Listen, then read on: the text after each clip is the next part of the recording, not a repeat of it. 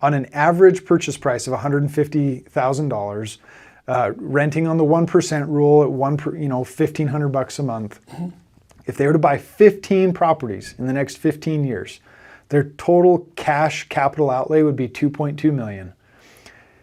The down payment on those would end up being about $450,000.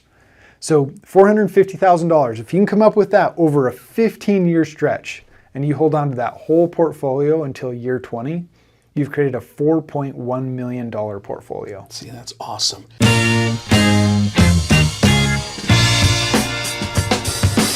All right, welcome to the Massive Passive Income Show.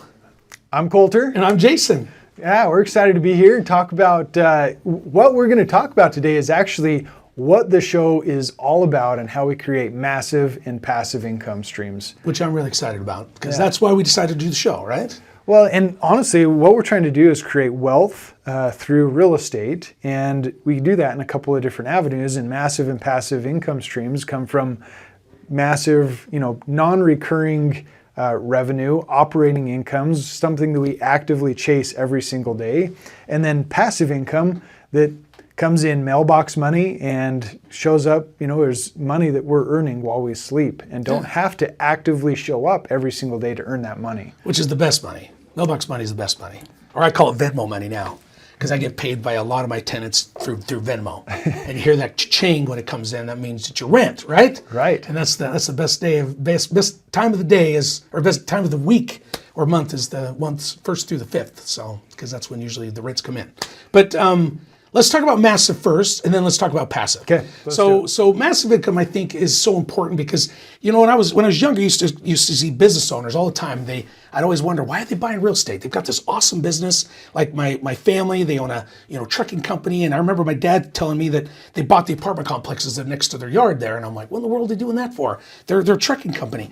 And it wasn't later on in life until I found out, I know why they're doing that, because not only do they get the tax advantages of investing in real estate, but then they get that massive income, and that massive income or that passive income. So the passive income comes in from everyday rents and everyday things that happen, but they take their massive income they make off their business and they buy the passive income.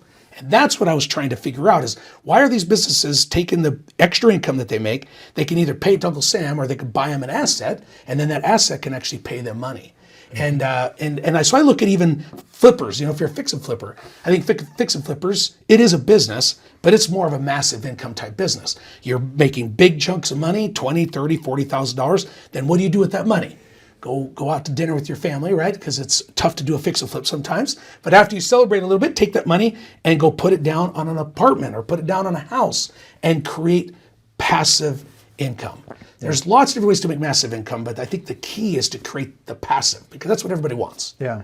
And I like this differentiation too massive income, honestly, you're going to have assets in both regards, right? Yes. But in massive income, you are the asset, right? You are the one that's going and driving and creating value and actively doing something every single day. Yeah. You're working to create that massive income.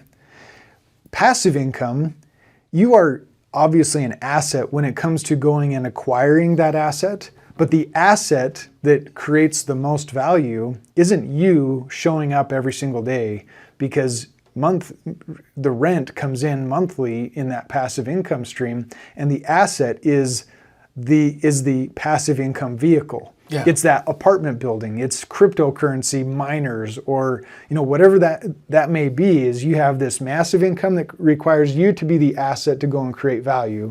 You have passive income, is that you've acquired assets that create the value and pay you every single day. So what would you call a job? Somebody that's working for somebody, would it be a job passive / massive, or just a job is one? Massive. Massive. Okay, that's what I figured too. Yeah. Because sometimes people, the bad thing is when you go out and have a job, I guess it's not a bad thing. Having a great job is great, but most of the time people spend what they make. And so there's too much month at the end of the money. They just don't quite have enough, or they have just enough money at the end of the month just to cover everything. Mm-hmm. And so the important thing is, it's like if somebody, like I get phone calls all the time, like, hey, I'm getting this great big bonus from my job. One of my buddies got a bonus of 50 grand. He's like, what should I do with this? Don't spend it. Let's go find you a piece of real estate to put that into. And he's like, You're telling me I'm going to take 50 grand and going to go put it in a piece of real estate and then I have to manage it. And I'm going to have to, buy another job and then maybe make $100 a month. And I'm like, whoa, I don't know where you're getting your reading from. But I said, let's go find a good deal in real estate. So you can buy it right, so you can cash flow more, put that money to work for you. And then I started explaining the tax advantages, started explaining appreciation, started explaining you pay the mortgage down. That's less money that you owe on the property. I said, over the next 5-10 years, that property is probably going to be worth $50,000 to $100,000 more than it is. You're going to make $200 to $300 extra a month. So that's $1,200 to $2,400 for the year. And I said, plus the tax advantages. I asked him what tax bracket he's in, and he told me how much money he's making. I'm like, man, you're getting nailed. I said, what if you could save some money on tax because you own that too? Then once he caught the picture, he's like, all right, that's a smart idea. I said, because you put that in your checking account, a year from now, what are you going to say? I don't know where that 50 grand went. Exactly. But you put it into a house, you're going to know exactly where that monthly, where that $50,000 is. And what if you could get an extra $200 a month and you could play with that? And your money's growing, you get the tax advantages, everything on top of that. And he's like, wow, that is a great idea. He's like, I'm so glad I called you. I'm like, well, I'm glad you did too, because I think there's so much out there that we just don't know. And that's why Colter and I are so excited about this podcast. We've been doing it is because we want to let the unknown known and let the people that don't know, let them know that there is a better way, there's a different way, and the way is to create some kind of massive income, and maybe you're already creating massive income, but take that massive and turn it to passive, because passive income is where wealth is built. I don't care how many houses you flip. You can flip 1,000 houses, but the wealthy have passive income, and they make little chunks of income every single month, and then that real estate grows, and it grows, and 10 years from now, that property is worth $200,000 to $300,000 more than it was made, than what they paid for it, and they've paid the house down 10 years worth. Mm-hmm. So that's a huge spot to be in. When all these properties came through and everything got that huge bump in appreciation, what did your real estate portfolio look like? Did you double your value of as far as your equity goes? Oh yeah. Yeah. I mean, since I started buying, I'd say more like tripled. 20 years. Yeah. Yeah. For sure. See, that's wealth. That's what people don't understand. That's where wealth is. That's where wealth is created. It's created in real estate, not fixed flip. Fixed flips is sexy. It's a hot topic. Who doesn't want to buy a house and then 90 days later sell it and make $50,000? But I'll tell you what, I wish I would have held on to even half of the houses I flipped, a quarter of the houses I flipped. I held on to a few, but if I would have held on to a quarter of those, I'd be in a totally different spot now. So I ran some stats yesterday on a person that if they were to start investing this year and they were to buy one rental property for 15 years and what their portfolio would look like at the end of 20 years if they stopped buying at year 15, what their total capital outlay would be. And I did some projections and did some calculations, and ultimately on an average purchase price of $150,000, renting on the 1% rule at $1,500 a month. Mm-hmm. If they were to buy 15 properties in the next 15 years, their total cash capital outlay would be $2.2 million. The down payment on those would end up being about $450,000. So $450,000, if you can come up with that over a 15-year stretch and you hold on to that whole portfolio until year 20, you've created a $4.1 million portfolio. See, that's awesome. That's how millionaires are made. That's how millionaires are made. And that's how we've done it. That's how we've done what we've done. I didn't know what I was doing when I bought my first property. I had no idea. I had the thoughts and I had the hopes. I read the book, Rich Dad, Poor Dad. I'm like, all right, I'm going to be different than everybody else. And so we went out there and bought a few rental properties and put a couple under contract. We fixed and flipped a few, and we just started going small. The difference is I took it from a thought and I put it into action. I remember somebody told me one day, this is a funny story. We were out moving pipe, and my buddy brought this big, huge jug of water. And he's like, hey, do you want a drink of the water? And I'm like, yeah, I'll drink the water. And it was kind of warm, but at least it was water. And I was like, man, I said, what you need a Stanley thermos. I said, then we have a Stanley thermos, then it would keep it cold, and then we'd have cold water right now. And he goes, the smallest action is better than the biggest intention. And I'm like, that didn't make any sense at first, but then it hit me. I'm like, I'm making fun of telling him how his water's not good enough, and I didn't even bring any water. So he's like, my small little action to bring a jug of water that I just shared with you, hey, that sounds great. You should have a Stanley thermos so that it would keep it cold, but your water's not even here. But it's so true, you know? Yeah. You can have all the best intentions in the world, but if you don't go out and just do something a little bit different, go out there and make something happen, that's it. And like you said, we're not saying go buy 15 properties this year. No. Buy one a year. Buy one every other year. You know, buy 7 in the next 15 years. So I actually did, this is the nerd in me. Right? I love it. I love the nerd in you. So I actually did the numbers on buying one property every 3 years. So average purchase price, $150,000, 20% down is $30,000 every 3 years. So if you save $10,000 every year to put it down on your next property, which would be every 36 months, if you did that consistently for the next 18 years at the end of the same 20-year time frame, your portfolio would be worth $1.4 million. That's awesome. And that's being conservative if you're only on a 2.5% appreciation rate. Now, what if you're like, maybe you're saying, how in the world would I ever come up with $10,000 extra a year? Well, what if we could show you how to flip one property a year and make that $30,000? Mm-hmm. And then you take the $30,000 and that is your 10 or 20% on the property. What if you only bought, what if we could show you how to buy the property without even putting any money down? What if you could borrow the full amount of that property and hold it for a year, then refinance it and you cash out? Well, that sounds too good to be true. just too good to be true, Jason. It does. That's the thing that people don't understand. I mean, there is the traditional way, which I love that you do traditional way, because then that takes all the people, oh yeah, well, you really can't do it that way. Well, you can. You save up 20%, put down on property. There's banks all over the world that's going to give you money as long as you get at least a 680 credit score. So that's the easy part. You did, which even if you do the easy part, every other year, every 3 years, you're still 1.4, right? 1.4 million. $1.4 million. Yeah. Okay, so and that's the traditional, right? That's what we understand. Traditional. I mean, the first couple of deals that I did, I mean, I put $5,000 down on a little, I mean, really it's an ugly house, but $5,000 down on a $25,000 purchase. And then 6 months later, I put $5,000 down on a $120,000 purchase, right? So my percentage down was higher on this smaller purchase. But on this bigger purchase, I put the same $5,000 down, which is what, 4% of the total transaction? Yeah. You can get those deals done. You can.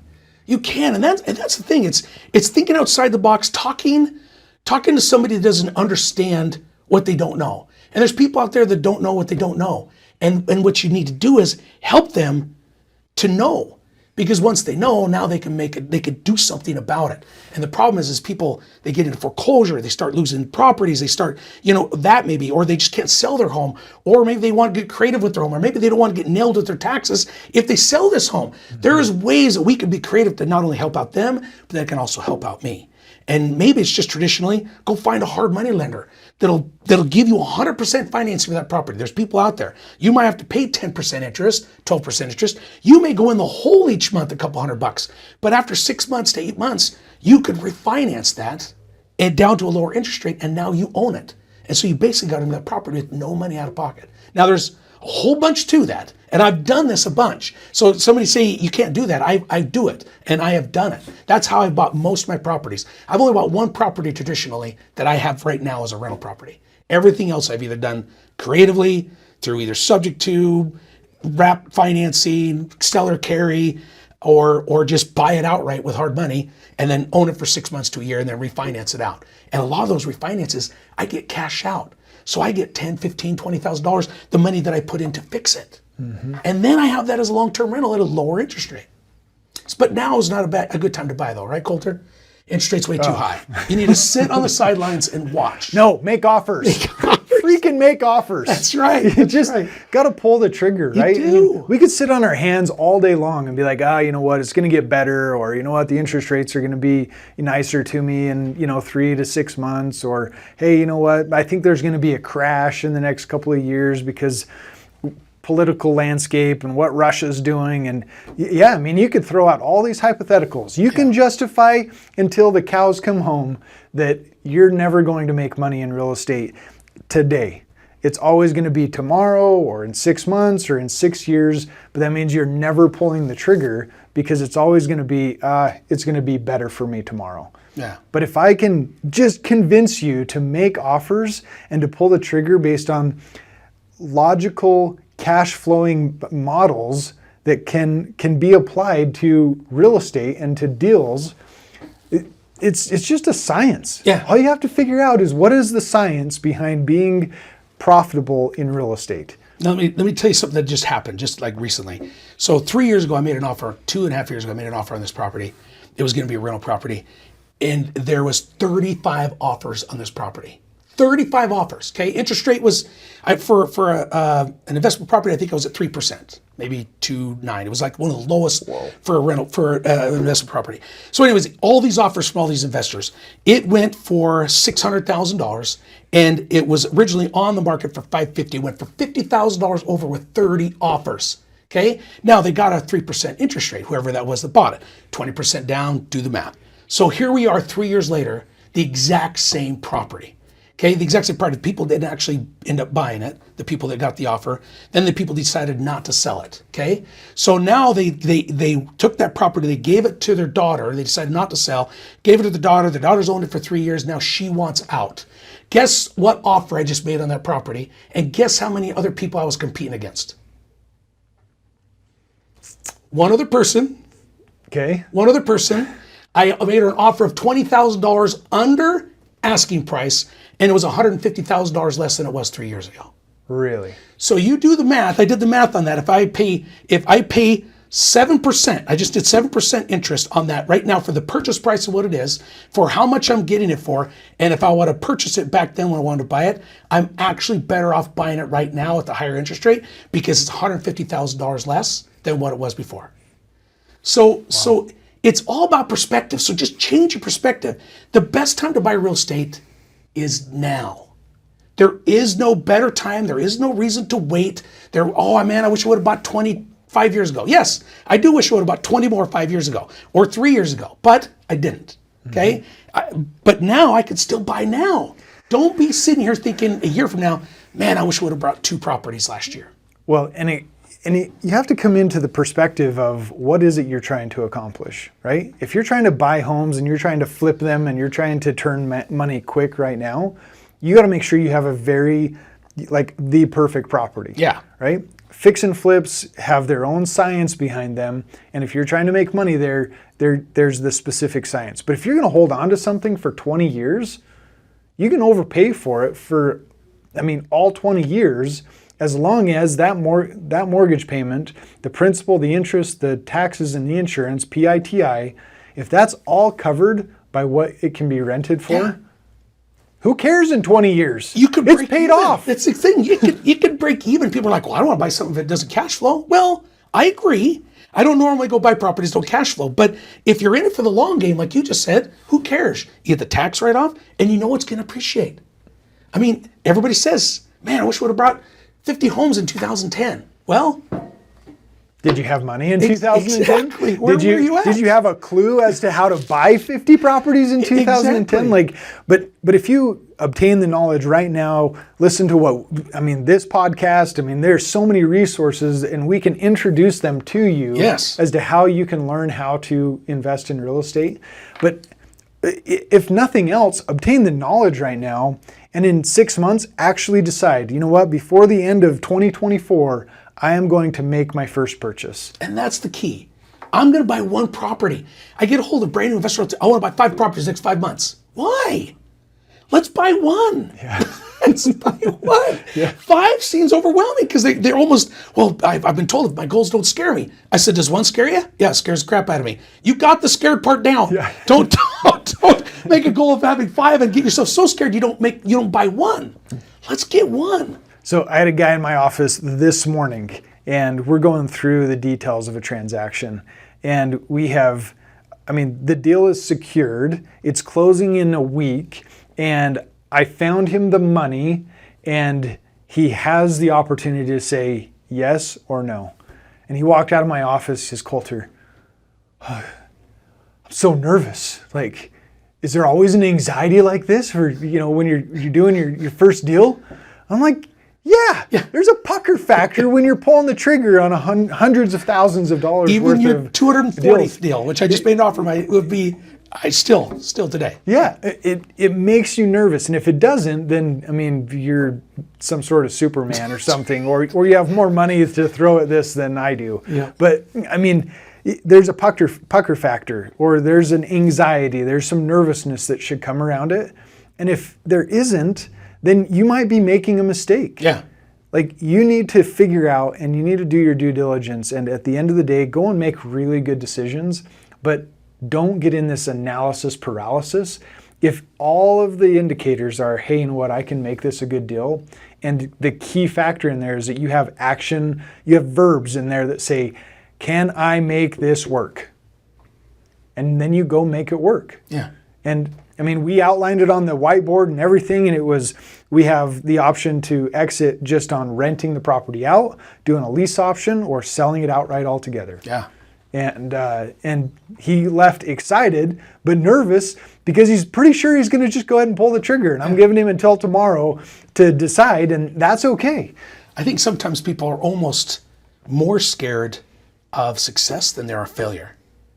Because if he walked out here and didn't buy it and consider that a failure, hey, he can live with that. He can live with missing the opportunity. But man, if he buys this, what's that mean? I really think most people are more scared of success because that's foreign. We're used to failure. Everybody fails at everything. Like, wait, how many times have you failed in every aspect of your life? Little failures. So that's familiar. Mm-hmm. But successes, they come along with guts and worry and stress in order to be successful. And even then, there's some failures in there too. So I think with him, I think he's more scared of that being successful. It's a good deal. I've actually bought a piece of real estate. All of that stuff is scaring him more than if I don't get this one, I'll walk away. No big deal. Mm-hmm. Yeah, it's interesting how the mind works that way. It really is. So, I mean, we could talk about this all day long. We could just keep on rolling, massive passive income. Like, let's throw this all at you. We've done that in the last 49 episodes, but this is number 50. Number 50. High five. Heck yeah, man. That's awesome. I don't think I've ever been anything consistent with 50. I'm 50 years old, so I've done that pretty good. You know what? You have gotten out of bed. And I've lost 50 pounds. I can't quite go past the 50, but I've done the 50s. Well, you know what? We enjoy being able to talk about this, and we hope that it's providing value for you. We want you to find value, but we want you to take action based on that value. And so these conversations are not for Jason and I. We get to have these conversations every single day with a variety of different people because we're out there, we're doing deals, and we're creating value in the real estate world. And we just want that to do the same thing for you, because if you take just a little bit of action for yourself and you go and create these massive and passive income streams, it truly can change your life. And we want that to impact you, your family, your loved ones, your friends, your relationships that you have around you, because of how it's impacted Jason and I and the circle of influence that we have. And we just want to expand that circle to where it becomes even more valuable for a community that wants to create value in real estate and offer a good product, which is, good rental properties, good retail properties when they're going to sell. Whatever that may be in this real estate realm, go and do it honestly, ethically, and go and create some massive and passive income for yourself. Love it. So please tune in. Please get a hold of us. Get a hold of us. Don't hesitate. We'd love to sit down and talk with you just like we're talking to each other. Yeah. Thanks for tuning in.